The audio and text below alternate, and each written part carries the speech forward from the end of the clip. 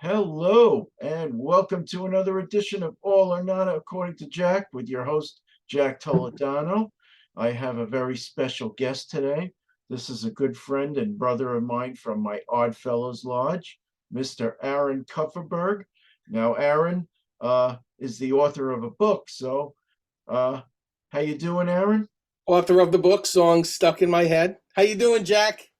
How's it going? What's going since we last spoke a week ago at the football playoffs? Yeah, lots been going on, but we're here to talk about a very particular artist who lives and grew up in Long Island and is still a Long Island icon. Okay, well, That before would we get into that, right behind your head, which is your favorite Les Paul? the one I'm playing. I Uh, don't have an answer for that one. Actually, I kind of like the one behind your right ear. Is it the gold one? Yeah. Yeah, Oh, or all right. the blonde one? It looks like. Yep, other ear. Yeah, that one. Yeah. Your other ear. Yes, that This one. one right there. Yes, Okay, that's got the it one. right there. All Always right. dreamed of owning one of those. I love that natural wood look. But I like that too. I like I like Hofner basses as well as these kind of electric guitars. But yeah, I've always wondered, how did they get such a bassy sound out of such a small bass? That Hofner. it's the thickness of the wood. Okay, That's the only explanation I have. gotcha. Okay. So yeah, so we were talking about Long Island's own Billy Joel. So Yes, the piano man himself. he is a cultural icon here on Long Island and in the tri-state area. Yep. He's got the biggest residency going at Madison Square Garden with what's he had over 80, 100 Oh concerts my or God. more. He'll be playing long until he can't play no more, so to speak. Right. He just keeps going. He's like the Energizer Bunny. I don't think he'll ever have a problem selling out because the time I went with my family about what 4 or 5 years ago, a lot of obvious tourists and visitors to New York went to Yeah. that show that night. My Well, brother included.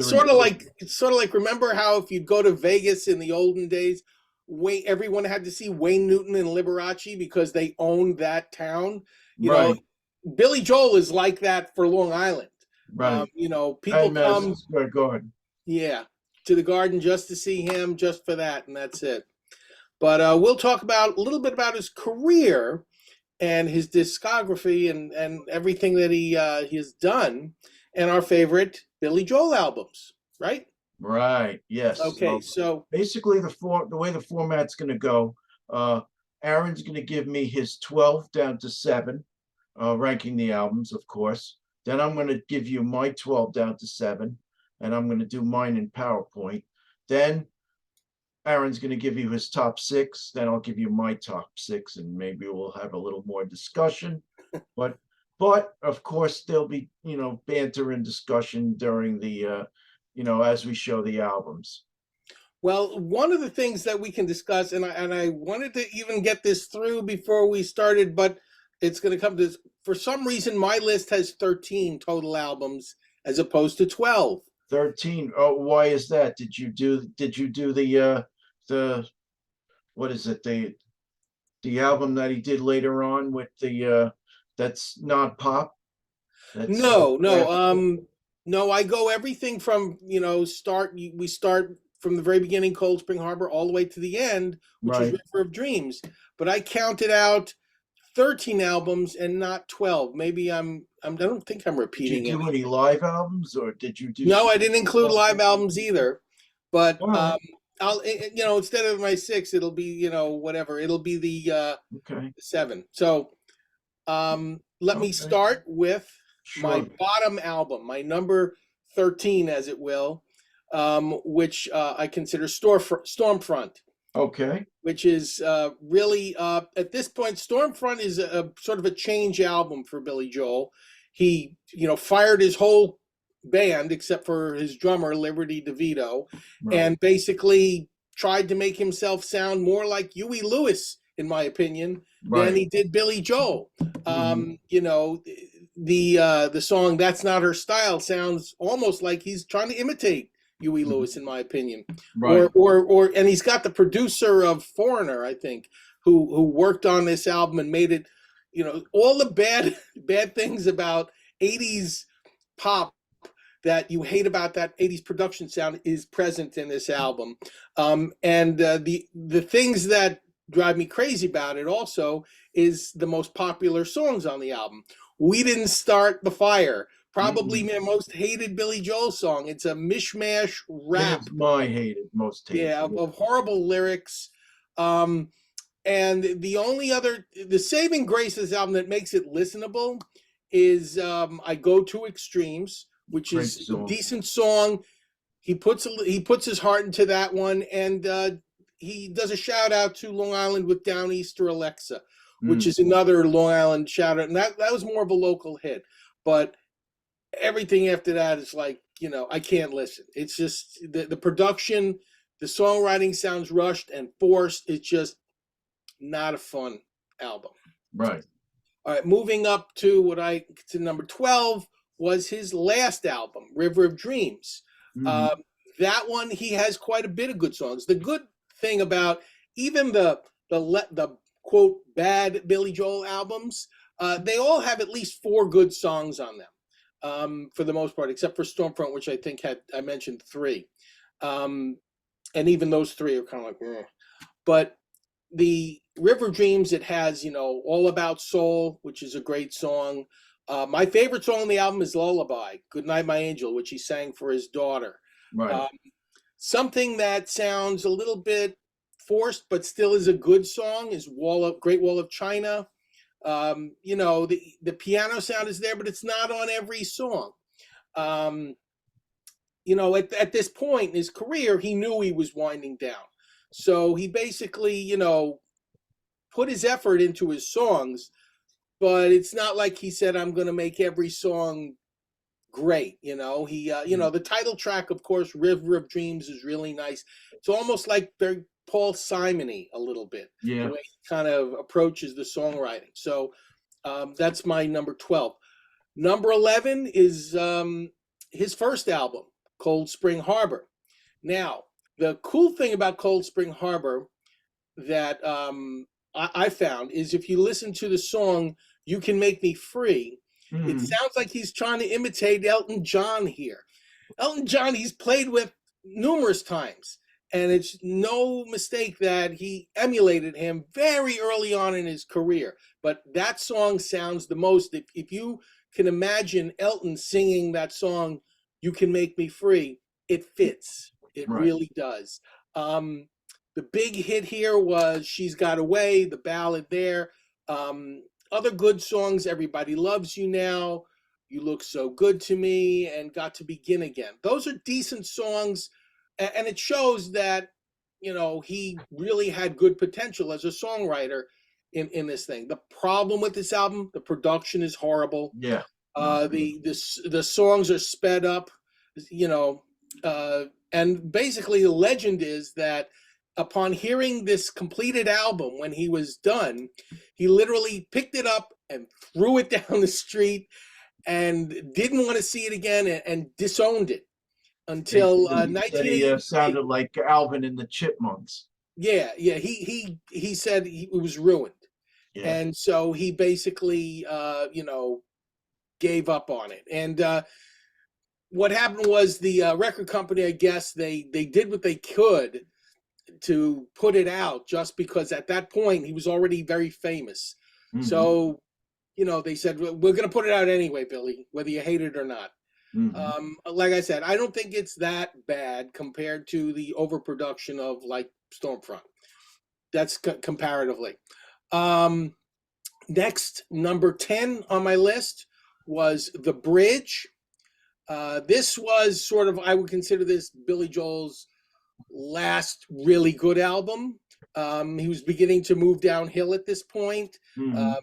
he still has the magic with songs like "Running on Ice," "Matter of Trust," and then "Modern Woman." Um, the jazz on "Big Man Not on Mulberry the Street's a lot of woman. fun. What? Great song. Yeah, Yeah, the jazz, Big Man on Mulberry Street was a great song. It's a Yes. Vegas styled number, and Yep. and he started also doing the duets with that. He did Right. some duets in other later albums, but this big one with Baby Grand with Ray Charles Mm, was, the big debut of, his collaborations. right. Um, After that, number 9 on my list is Innocent Man. Hmm. This is where, again, another soundtrack title, Easy Money, very good. Here's where the count of songs, the good songs sort of start to outnumber the bad songs or mediocre songs, in my Right. opinion. The Longest Time, great doo-wop. This is where he was coming back to his roots as far as, admiring the doo-wop singers of how he grew up. Uptown Girl, just a fabulous melody there. And the whole first half of that album is just great. The later songs are okay. I mean, Christy Lee's okay. Keeping the Faith is another doo-wop number, which is, pretty good as well. But this was sort of his look back period with Innocent Man. After that, I think my next album, which is my number 8, was Songs in the Attic. Okay, that's why you have 13, because yes, Songs in the Attic is a live compilation album. Okay, all right, Yeah. all right. Well, all right. So that's but only because I consider it the best live album he has, Oh, in my without a opinion. doubt. And I'll talk about it as well. Yeah. Okay, all right. So I'm not even going to talk about the songs. I'm just going to say Right. that was in there as my Okay. as my number 8. My Okay. number 7 is Streetlight Serenade. Now, Streetlight Serenade comes at a really weird time in his career. This is where he was growing, and he was sort of keeping some of the stuff that he learned earlier on with Piano Man, but he didn't want to let go and move to higher production values. Right. But you still have great songs here. You Oh, have, Los Angelinos. right. I used to challenge my friend in college who was a piano major to play Root Beer Rag whenever he could. Yeah, Great I like little, Root Beer Rag. Yeah. yeah, a great little song, that barroom song. I'm sure he played it a lot when he was, actually in a club, for those tips as the piano man. Roberta, very similar to She's Got Away as far as a ballad goes. The Entertainer, almost like, he's trying to repeat what he did in Piano Man a little bit. Souvenir, okay. The songs are good, but you know, it's it's out of all the great albums of his career, this is down the list for me just a little bit because some songs didn't quite hit me, like the Mexican Connection didn't really Right. do anything for me.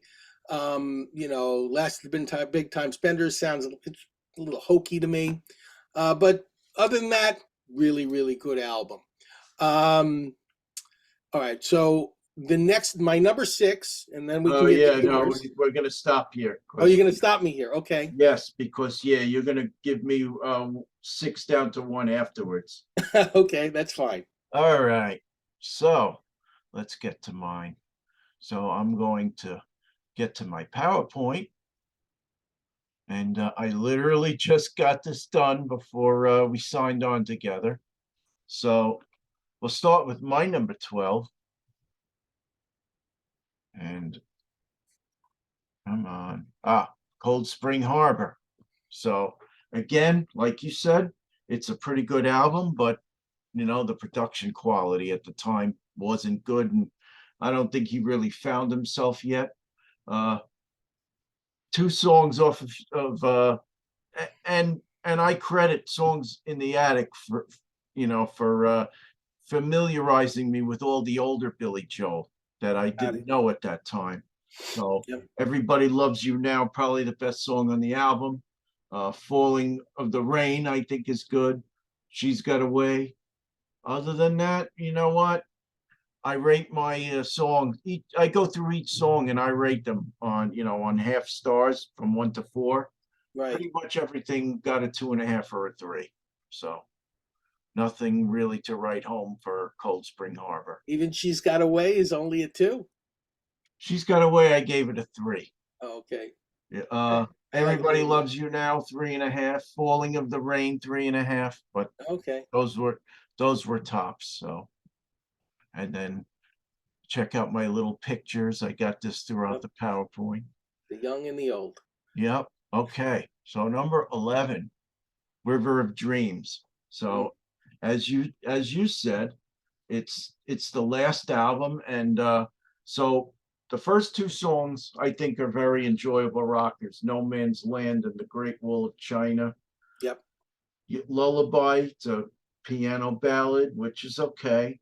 River of Dreams itself, probably the best song on the album, and it's very reggae sounding. So that's uh, that's River of Dreams, and that scored the second lowest of all my Billy Joel albums in my scoring system. So next, number 10, The Nylon Curtain. Wow. Okay. Yeah. I mean, it again, it's not a terrible album, but you know, after for me, there's a couple songs that are Beatles sounding, like Laura, 3.5, Yes.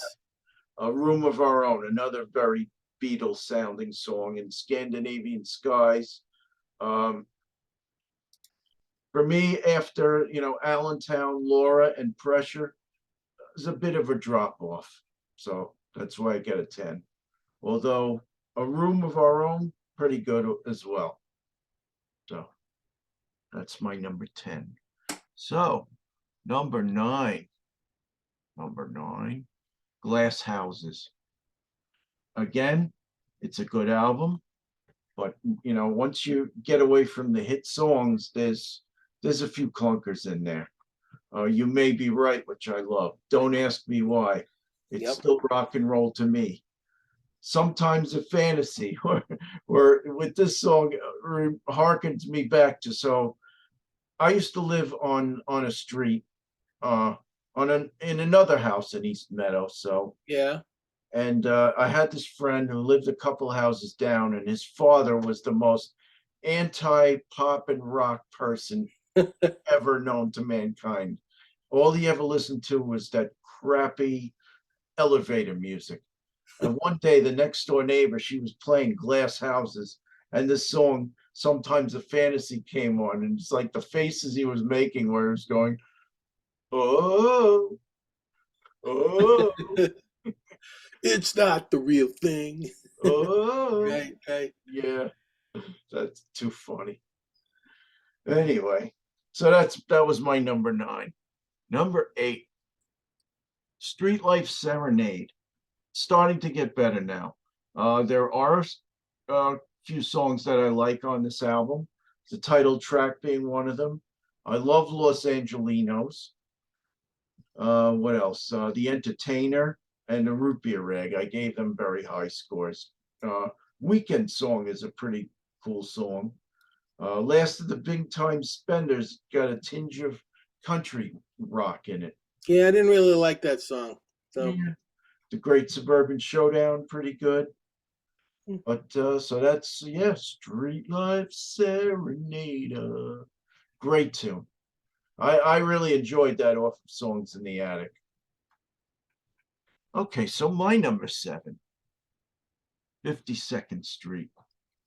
So why did I rate this one low? I mean, Yeah. it's pretty good. There's some great songs on it. Big Shot, My Life, Stiletto. But then, Rosalinda's Eyes and Until the Night kind of dragged it down for me. I don't Wow. really care for those. What's the other one? Zanzibar is a good song. So I'm looking at these albums as a whole, as a Right. collection of these songs as a whole. And there's a couple songs that drag it down, then yeah.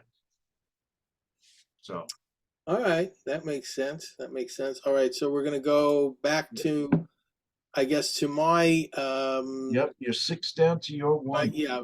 All right. So my number 6 was the Nylon Curtain, and it's got that only because the only really bad song, or I don't know, there's only two songs there that I really didn't like: A Room of Our Own and Where's the Orchestra. Those two songs just like skip, skip. But everything else here, I really like Good Night Saigon. Uh-huh. And Scandinavian Skies sounds like something from that he had left over from Piano Man. It Right. actually sounds like an earlier song that he did that he reworked over for this later album.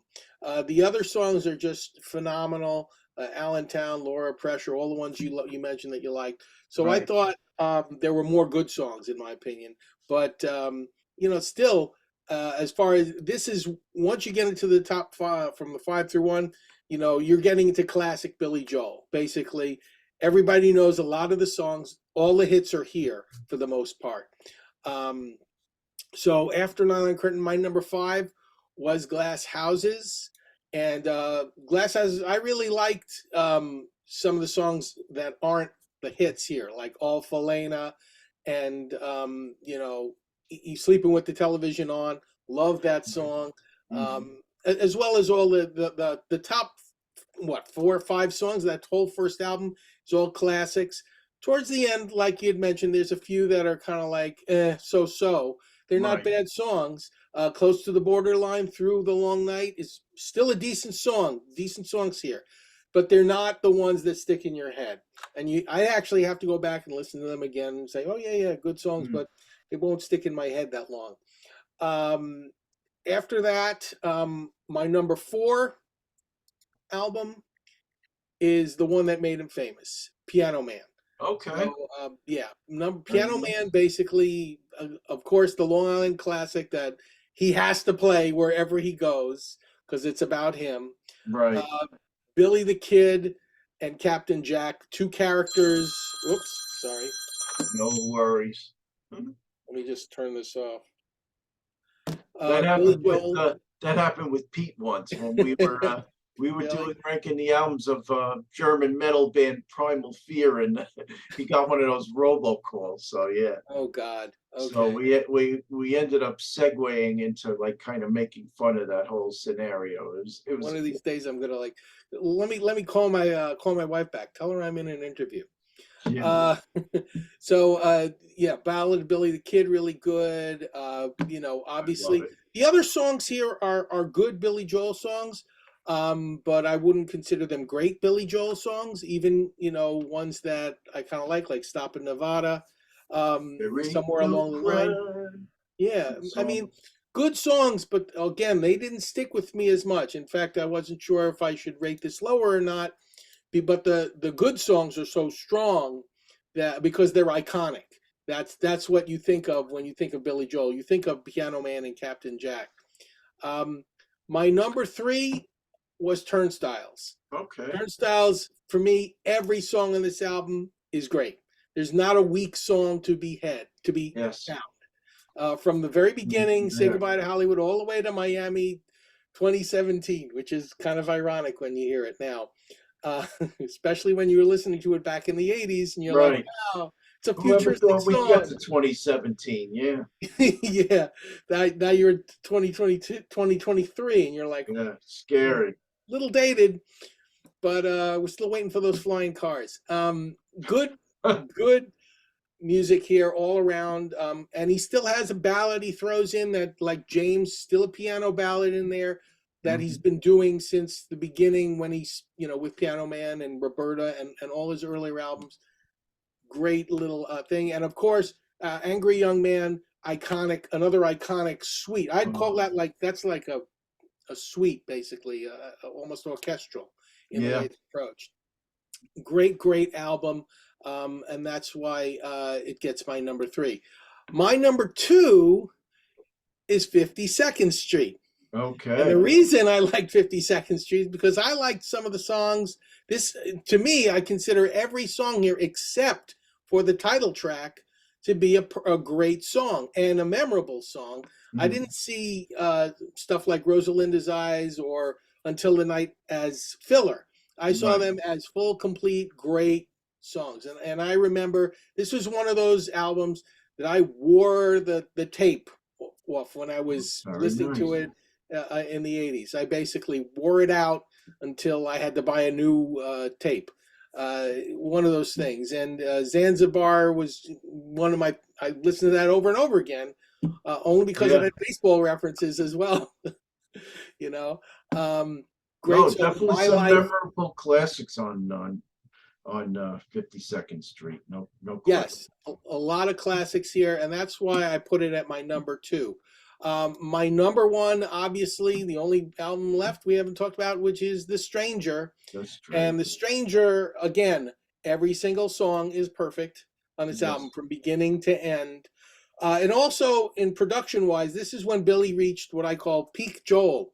He Yes. basically he teamed up with Phil Ramone and produced, the slick sound.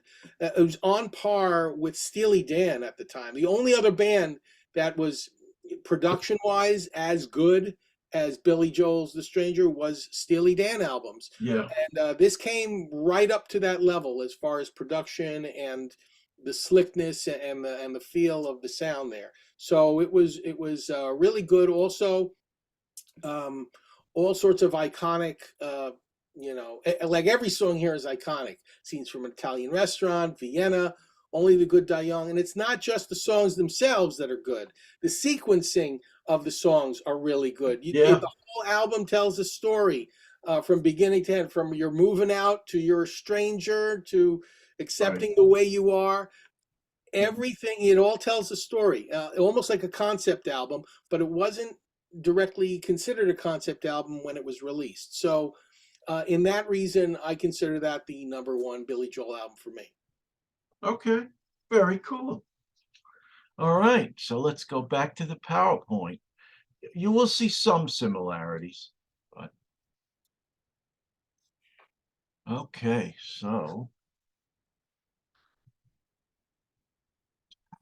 there we go. Okay. So blank screen to the next screen. So my number 6 is Stormfront, and I'll tell you why. So Stormfront, uh, I love That's Not Her Style, the Downeaster Alexa, Yep. Stormfront itself, State of Grace. Those all got number 4s for me. Uh, I mean, we didn't start the fire, kind of dragged it down a little. Otherwise, I think I might have actually made it. It may have been a little higher on my top. Really, you liked some of those, what I would call lesser songs, like "When in Rome." When in Rome, I gave it a 3, but State of Grace a 4. Really, Stormfront, the title track, I gave it a 4. I go to extreme, so I thought it was a very strong album. And again, I'm looking at the songs, at the collection of songs as a whole, well, which what is about the production though? I mean, the production really hurt your opinion of Cold Spring Harbor. Did it hurt your opinion of Stormfront? not as much. No, I mean, you know what? Maybe I don't have as an astute an ear as when it comes to production. So, but Well, if you like the song well enough, it doesn't yeah. really matter the production that much. But we're talking, what's it? 5 songs that I rated a number 4. 4 stars. So gotta have some merit there. Yeah. Okay. Okay, so number 5, An Innocent Man, and I'll tell you why. Innocent Man. So again, as you said, it's like a homage to all of his influences going back in the day, like Yep. easy, easy Easy Money, An Innocent Man, The Longest Time a cappella. It's an homage to doo-wop era in the 1960s. Uh, what else? Tell Her About It, Uptown Girl, Leave Jack, It Ten- can you think about Easy Money and not picture Rodney Dangerfield in your head? I have to be honest, Easy Money did not rate that highly. It was the other songs. I gave it a 2.5. Oh, okay. Leave a Tender Moment Alone and Careless Talk, I gave them each 3.5. So it's all in all, it's a good album. Yep. And you know what? It hit at a very good time in radio, in the early 80s. Yeah. he wasn't forgotten about at that point. Oh So no, no, he was very popular. Pretty much, I'd say the beginning of his lack of popularity might have started, with the bridge a little bit, and then mhm, kind of wavered after that album. right. But he never really lost what I would consider good popularity. It's just that he was in the zeitgeist Well, prior to I'm that. going to tell you. So about a week or two ago, I did a top ranking the albums with Pete Pardo on his show, Sea of Right? Tranquility, and I got a little flack because I mentioned hit songs. So, I mean, for at the risk of getting some flack here, I mean, I do look at which songs hit on the Billboard charts. You had at least 4 or 5 songs that hit top 20. So Oh yeah, that's and that's some people don't like it. Well, I mean, granted, I look at everything. I look at the hits. I look at the deeper tracks. I even said I liked Careless Talk, and this night I also gave that a 3.5. But you know what? You can't ignore that. Tell Her About It hit #1. I mean, it's a great song for a reason.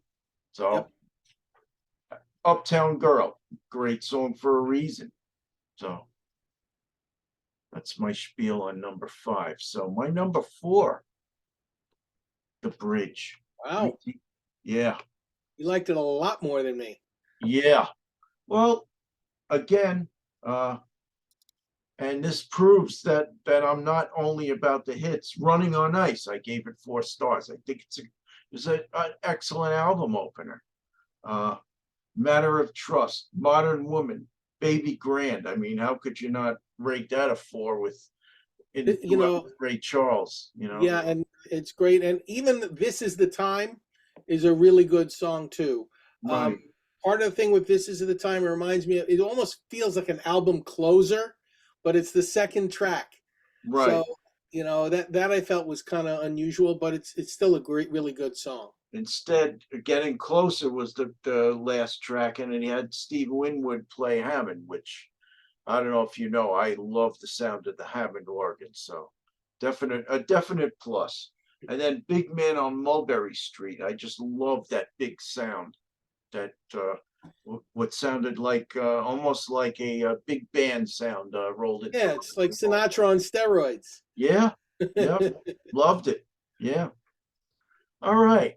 So my cream of the crop, #3, Piano Man. What did you had Piano Man at I had 4? Piano Man at number 4, so Right. So what I love about Piano Man, again, there's a lot of deeper tracks that I really love. I love Traveling Prayer.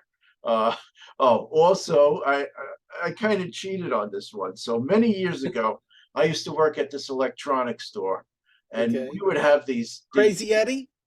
Oh no, similar to Crazy Eddie. It Okay. was in the Broadway Mall in Hicksville, a place called Electronic City. So um, we in our stereo section, we'd have like a couple of CDs or records that we would have to demonstrate, and Piano Man was one of them. So I knew all these songs. So Worst you comes to played it worst, until you were insane, yeah, right? there ain't no crime. Another great song. Yep. Somewhere along the line, Captain Jack, Ballad of Billy the Kid. Uh, this is a little known fact. So my brother and his wife, their wedding song was "You're My Home." Oh, wow. Yeah, that's another great song. All right. So my #2, Turnstiles. I am in agreement. This is an amazing, amazing album.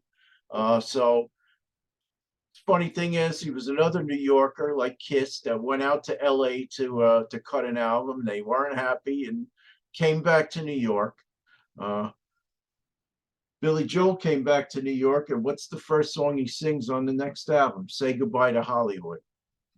Right. Great, great tune. I And especially a lot love of it people, on song. What's that? no, say a lot of people love Turnstiles. It's something, a Yeah. lot of people, I've seen a lot of lists where they list Turnstile as number 1. And one of my all-time favorite songs by Billy Joel, Summer Highland Falls, another amazing tune. Yes. I just love the piano in that. New York State of Mind, Prelude, Angry Young Man. I just love that. It's almost like he's playing the hammers on the piano there, almost like Eddie Van Halen playing the piano, the hammers on it, for Eruption. Like that. Yeah, yeah, yes, Just something like that. yeah. I've loved These Days, and of course, well, Miami 2017. I love that synth opening in the beginning of Songs in the Attic.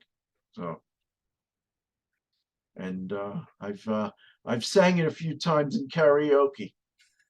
Seeing the lights go out on Broadway. Great tune.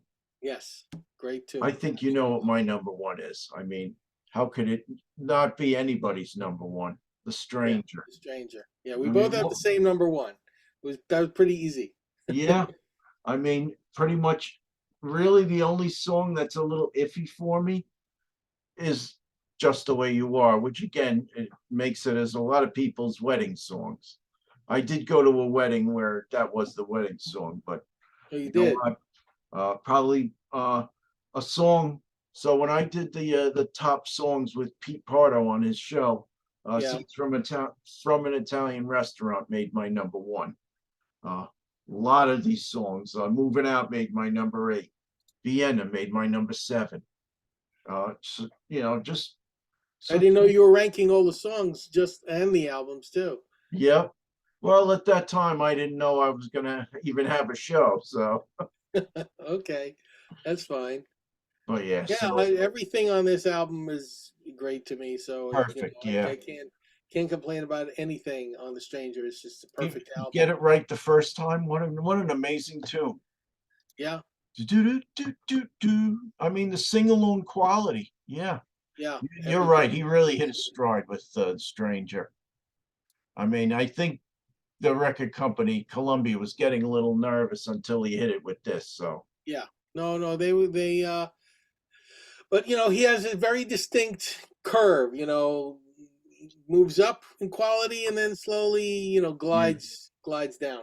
right. But it's great. So do you want to say anything about Songs in the Attic specifically?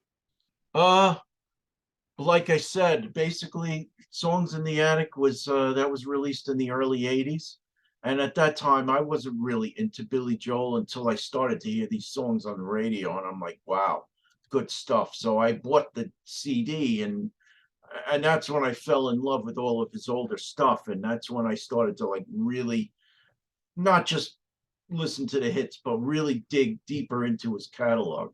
That's how I know I really like a band, when I can really enjoy the deep tracks as well Right. as the No, that's hits. a good point, and I Yeah, completely agree with you on that. In fact, Songs in the Attic also reintroduced me to, because never really listened to Turnstiles or even uh, Street Life Serenade when it right, came out so much. I was like, I listened to The Stranger when it came out. I listened to 52nd Street when it came out, but these earlier albums, I didn't really listen to any of the deep right. cuts. And like you had said, Songs in the Attic introduced you to some deep cuts on Yeah, here. Like I didn't even know the song Los Angelinos until I heard yeah. it on I Songs just, in the Attic. and it's little things that I pick out about these songs. I love the electric. Was he play a Wurlitzer on that song, Los Angelinos? Yeah. Yeah, amazing. Yeah. I got a little, Yeah, here we go. yeah. I just love that sound. He's got the organ going. Yeah,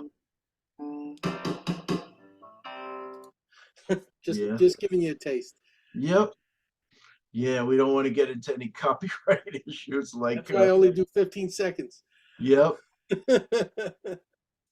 Very curious to see, but yeah, it's a good test to see what happens. But so Yeah. what else can we talk about with Billy Joel? Anything? What else we can talk about Billy Joel? The fact, I don't know, how many times has he been married? I only know No. Christy Brinkley, so Well, no, he was married to Christy Brinkley. I think he was married to somebody before Christy Brinkley, and he married right, somebody after Christy Brinkley, I believe. right, Um, you know, I know his daughter Alexa tried to do a singing career or a modeling career as well. Um, right. I don't know what she's doing now, really, to be honest. haven't been following her that closely. I have heard that he's not a great tipper in restaurants. Oh, all right. Yeah. Well, I hear other stories. Like you heard a lot of stories when he had problems. It's always on, the news or something. Oh, Billy Joel got drunk, crashed his car, but he's Yeah, okay. You right. know, heard I know, those things. poor But guy, he did have, I think somebody embezzled money from him, so well, that was early on. only a That matter of was trust. Yeah, that was yeah, that was Cold Spring Harbor. That whole yeah, story of how he got ripped off on that thing. right, Also, we can talk about how he got started, where he was in two different bands. He was in the Hassles right. for two albums, and then he was in a band called Attila, which was a metal band. Metal, wow, Psychedelic metal. If I interesting. thought I had there's one song on the second Hassles album, I think it's called Day of the Wolf or something, where you start to hear one song, because all the songs on his Hassles albums, at least that album, are all like 8, 11 minutes long. They're all prog Wow. and a lot of solos and a lot of Let me guess, late 60s?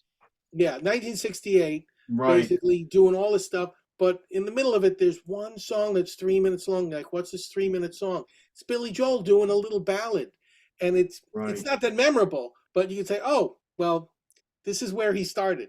Well, that was Before when the Cold Spring music, Harbor, you had that was that. when the music took off in like a psychedelic direction. You had Pink Right. Floyd come into its He own. was with somebody. From what I understand, the Hassles actually had quite a bit of problems. They had a keyboard player who was drunk all the time, literally fell down on stage, and they fired him and replaced him with another keyboard player just to finish the album off. And then after that happened, Billy Joel left the Hassles with I guess one of the guitarists, the main lead Right. guitarist, and they formed Attila. Mhm. And they thought Attila would be the next Kiss or something, and it turned out it was another disaster. It was another mess. Right. So the good thing about Billy Joel is that he failed, pretty much um, big time, and that was with a major label, I believe, at the time, or CBS Records or something. Right. And that failure taught him exactly how to succeed Mhm. in the following years that he did that. And then he got the music right with Cold Spring Harbor, but he didn't get the management right or the production right. And then when he did Piano Man, everything fell into place. Well, supposedly he was no in the Philadelphia market. Supposedly he played a live concert, and I think it was Captain Jack that got significant airplay. That kind of really, you know, got the attention. I think of Columbia, was it? I don't know if Cold Spring Harbor was on Columbia. Yeah, well, at the time there was a lot of radio people were worried playing his songs Right. because Captain Jackie talked about sitting at home and masturbate and all that stuff, and Smoke radio your pot. stations Yeah. would block it out, Yeah. or they'd have an edited version with that Right. verse gone, and say, all right, we're going to play some Billy Joel, but it's not the, and people would get upset. They'd be, what, you skipped the whole song. Right. It would be the single version of Captain Jack, like a 2-minute version. They'd be like, what the hell, It encouraged people actually to buy the album because they didn't want to miss out. Right. All right. So, Aaron, did you want to talk more about your book? I know you added to it, I believe, didn't Yeah, you? so Song Stuck in my head is a book about power pop music. What's power pop music? Well, it's sort of like the Beatles and the Who mixed together. And I sell a book on powerpopaholic.com, powerpopaholic.com. And also it's for sale on Amazon, but in a digital version. Now, in the digital version, in the print version, I start out with my top 10 lists of power pop albums Right. from 2006 to 2020. And what I did this year was I put out a list for 2021 and 2022. So that's included in the updated digital only version that's on Amazon. So if Gotcha. you get it on Amazon, you'll get the two new updated lists. And I also added about 5 other interviews with certain music celebrities. I interviewed Susanna Hoffs. I interviewed Tommy Keene, the late Tommy Keene. Mm, Adam Marsland, OK Go, the bass player Tim Norwind from OK Go, and a few other people, the Posies. right. Anybody who has that kind of guitar rock sound, sort of the spirit of the Who mixed with the melodicism of the Beatles and the harmonies of the Beach Boys, all wrapped up in one ball. That's basically what you consider power pop. Well, the most famous power pop songs of olden days, really, Baby Blue by Badfinger. Yep. No matter what by Badfinger, they're considered the first commercial power pop group.